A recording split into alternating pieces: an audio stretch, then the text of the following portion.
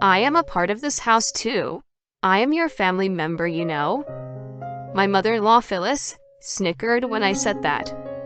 Ha, who are you? Who do you think you are? My family only consists of 4 people. No matter what I do, my mother-in-law seems to treat me like a stranger. I ran out of patience and decided to go back to my parents' house. When my parents heard what I had to say, they were furious. I will have a nice chat with them. But I calmly replied to my parents, "Don't worry, I've already got my revenge from them. My name is Brianna. I'm 34 years old and I work from home. I recently got married to a man named Todd. We met at a matchmaking party held by my friend. Working from home, I rarely met anyone, and my friend, who was worried about that, set up the matchmaking party for me. All my life, I have been devoted to my studies, and my love life was secondary. Even after I became an adult, I continued to focus on work and didn't prioritize my love life. So before I knew it, I was almost turning in my 30s without having any experience in love.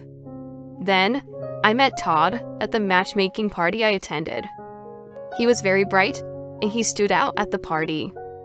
I was very nervous because it was my first time to attend a party like this, but he talked to me a lot, and I was able to fit in well thanks to him. Then we changed seats, and everyone started talking to their neighbors, and I ended up next to Todd, so we talked about a lot of things. Oh, Brianna, you work from home. That's so cool. It sounds like what people would do nowadays. Oh, you think so? Personally, I think it's pretty dull. That's not true. You should have more confidence in yourself. I was glad he complimented me like that. And he even asked me out on a date. I had been attracted to him from the party, so I said yes to his date request, and we went out together on our day off. He was very interesting to talk to, and he kept leading me and pulling me along to do some things on the date.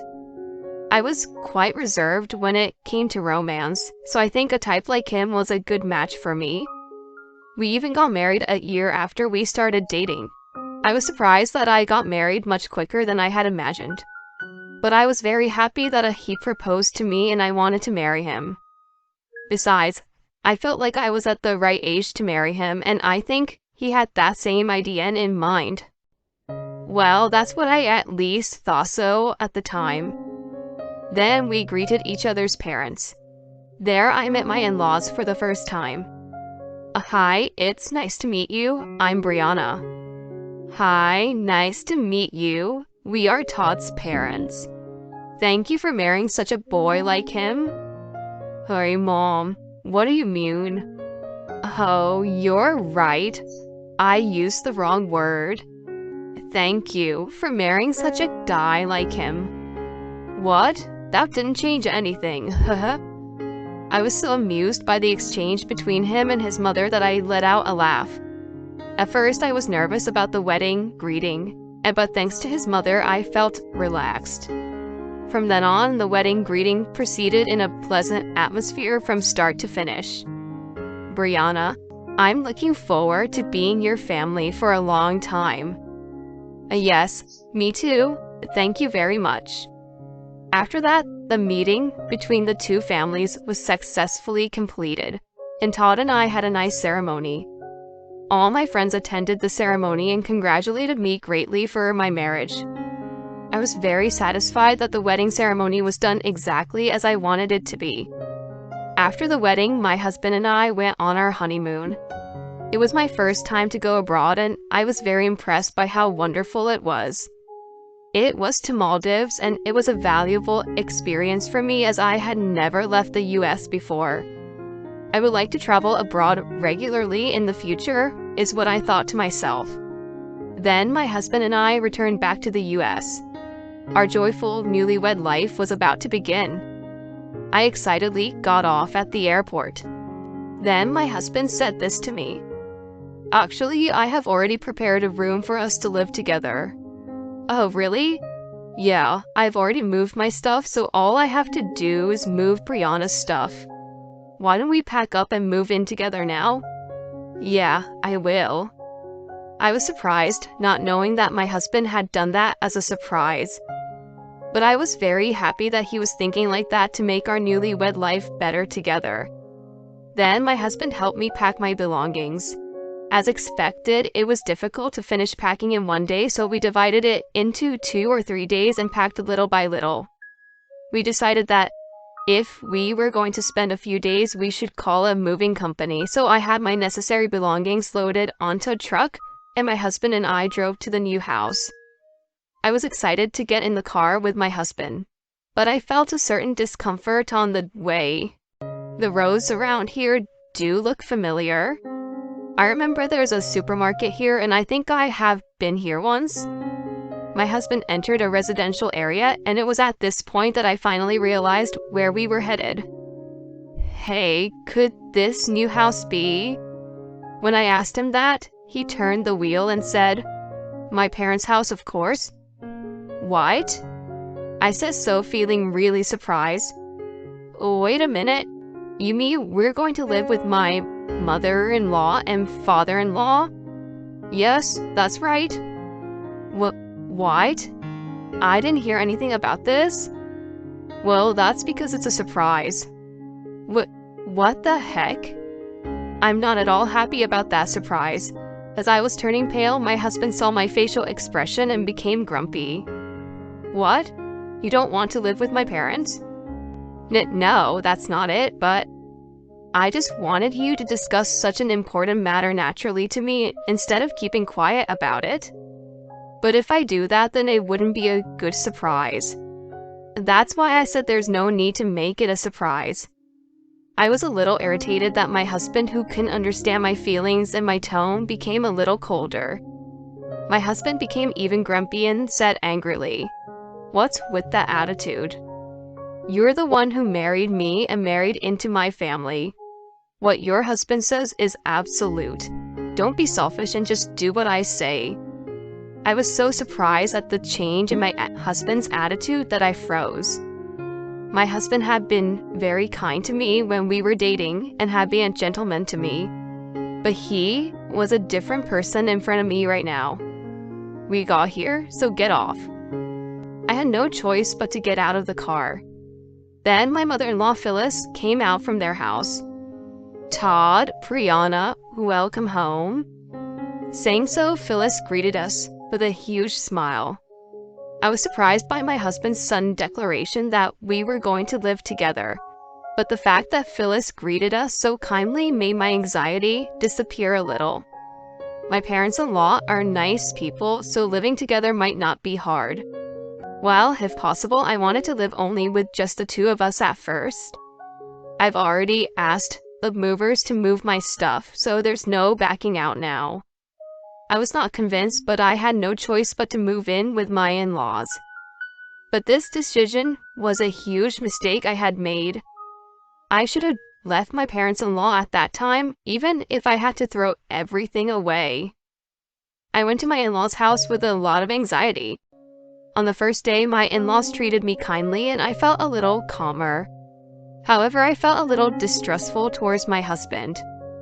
I wondered if that overbearing attitude of Todd was his true nature.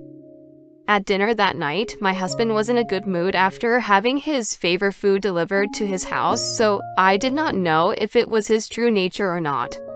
But the next day, I would soon regret coming to this house. When I woke up in the morning and went to the living room, Phyllis had a scary look on her face. "Good morning." I thought she might be angry, so I greeted her quietly. But Phyllis did not respond back and ordered me to make breakfast as soon as possible. When I was being stunned, Phyllis looked annoyed and yelled at me. "Why are you just standing there? Get moving. Prepare breakfast." I had no choice but to stand in the kitchen after being yelled at like that. But I didn't know where the cooking utensils and seasonings were, and I didn't want to be asked to cook a meal for the family all of a sudden. As I fumbled around, Phyllis let out a deep sigh. "Oh, no. You can't do any housework at all, can you? You are useless as a wife. I don't know why she'd say that to me. Then Phyllis glared at me. What's with that face? Huh? You're making a face like you're trying to go against me? Oh, no. You're a cocky wife, you know. You've married into this family and you have to do as we tell you to do. I was completely speechless. Phyllis was making the same comments as what Todd had said yesterday. Perhaps the true nature of the people in this house is the same for everyone and they intend to treat the wife as slaves. As I was preparing breakfast with this thought in mind, my husband and father-in-law, Dan, woke up. My father-in-law said one word: coffee. As I was concentrating on preparing breakfast, I heard Dan's angry voice. Hey, you. Oh, I said coffee. Can you not hear well? Dan apparently said that one word, coffee, to tell me to prepare coffee. I was surprised, but quickly prepared the coffee. My goodness, what a useless wife you are. I guess you haven't done any housework in your life, have you? Dan sipped his coffee while saying such a thing. I realized that not a single person in this house was on my side. And for the rest of the day, my in-laws were always trying to bully me. You're the housewife, so it's natural that you have to do all the housework. It's only natural since Todd is the one who feeds for you. My in-laws would say things like that. I explained many times that I work from home, but they would not listen to me. My husband's goals seemed to be to take me to my in-laws and use me as their housekeeper, and they didn't even feel guilty at what they were doing to me. You better listen to my mother and father. If I had married you, no one would have taken you in as a wife. My husband would often verbally abuse me like that, and every single time I heard him say those things, I got depressed. When I didn't rebel and did as they said, my in-laws got more and more out of line and stopped treating me like a person. First of all, they stopped calling me by name and only said, "Hey, you." Then they started to use words to denigrate my personality on a daily basis. My in-laws kept saying, "You parasite." And before I knew it, my husband started calling me a parasite too.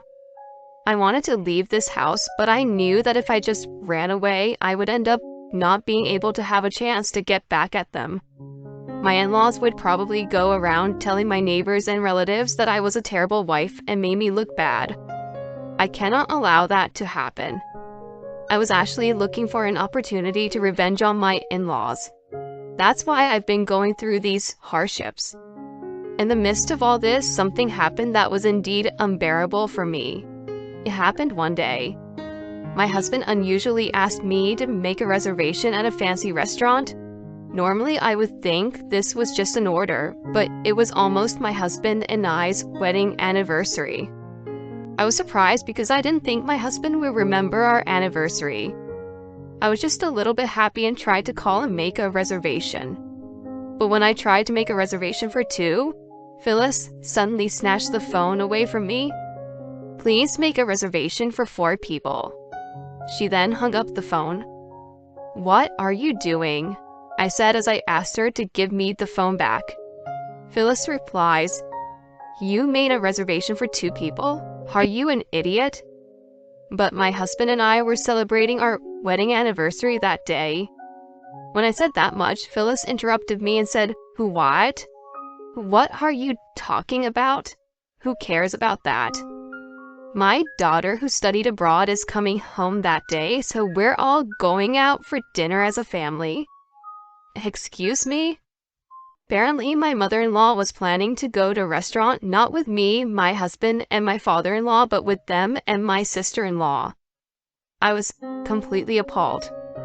"I am a part of this house too. I am your family member, you know." My mother-in-law Phyllis snickered when I said that. "Ha? Who are you? Who do you think you are? My family only consists of 4 people. You're just a slave, a housekeeper. Don't ever get the wrong idea." No matter what I do, my mother-in-law seems to treat me like a stranger. Since I ran out of patience, I decided to go back to my parents' house. I then packed my bags and went to my parents' house while my in-laws went to the fancy restaurant. My parents were surprised to see me arrive with my large luggage. I explained to my parents about my life at my in-laws until now. My parents were furious when they heard what I had to say. I'll have a chat with them, but I calmly replied to my parents, "Don't worry, I've already taken my revenge." What? My parents both looked confused. I told my mother, "It's been a while since I've had your meals, Mom, and I want to relax," and went inside the house. And my mother put all her skill into cooking many delicious home-cooked meals. While I was enjoying my mother's cooking, my phone rang repeatedly. Most of the calls and messages were from my husband and mother-in-law, so I decided to turn off my phone. That day, I took a relaxing bath at my parents' house and went to sleep in a relaxed state. Then the next day, when I turned on my phone, I still received many calls from my mother-in-law and husband. I had no choice but to answer the phone. Then I heard my mother-in-law's panicking voice. "You, what are you doing? You can't just leave the divorce papers and take all your stuff with you?" And that's exactly what I mean. I can no longer live with you people. I can't stand your bullying anymore. As I said this, I heard my husband's voice. Apparently, the phone was on speaker. "You've got to be kidding me. I won't allow you to divorce me. I mean, come home right now and do the housework, you parasite." Todd spits out his words.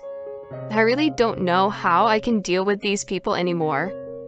Because you keep on behaving like that, that's why I don't want to live with you all anymore." What? Hey, you better be joking. A wife is supposed to do whatever her husband and his family says. If you don't understand that, you're not qualified to be a wife. I struggled to hold back my laughter at my husband, who was getting himself into more and more trouble. Why don't you just leave it at that already? Huh? What do you mean? Did you really think that I haven't done anything for about the last 6 months or so? I kept a notebook of all the times people have abused and bullied me. And I recorded every horrible word you said to me. I even recorded what you said on the phone just now. What the? How dare you? My in-laws started to get upset, so I decided to tell them all about my plan. I have all the evidence of the treatment I received from you guys, and after showing it to them, I'm consulting with my lawyer. According to my lawyer, I can get a divorce due to it being your fault, Todd, and I can also get compensation for the damages you caused. Compensation? And my revenge won't end just like that? I'm sending copies of the bullying records to your workplace, your father-in-law's workplace, your relatives, and your neighbors, and a certified letter to your workplace. When I said this, my in-laws fell silent. Oh no. I heard my husband's voice, which sounded like a squeezed, fading voice, and I finally said, "Oh, and you keep calling me a parasite and talking about other people, but I do work from home and I make a lot more money than your son. I know you people don't understand that because you think I'm just a housewife just because I'm home. If you think I'm lying, why don't you ask your idiot son? Either way, I'm definitely getting a divorce anyway, and I'm getting compensation. Well, that's all from me, so don't call me anymore. If you call again, I'll call the police." I said that to them over the phone. My in-laws became quiet at once, so I hung up the phone and blocked their numbers from my phone. After that, as expected, my in-laws got a lot of criticisms from people around them. Both Dan and my husband are getting cold shoulder from people at work. Furthermore, the relatives cursed at them, saying, "You are a disgrace to your relatives, and don't even come to your relatives' gatherings." As for Phyllis, she became mentally ill and became a shut-in because her neighbors stopped hanging out with her.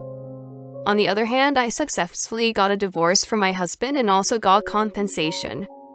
I am now working from home at my parents' house and enjoying my days, occasionally traveling abroad with my parents.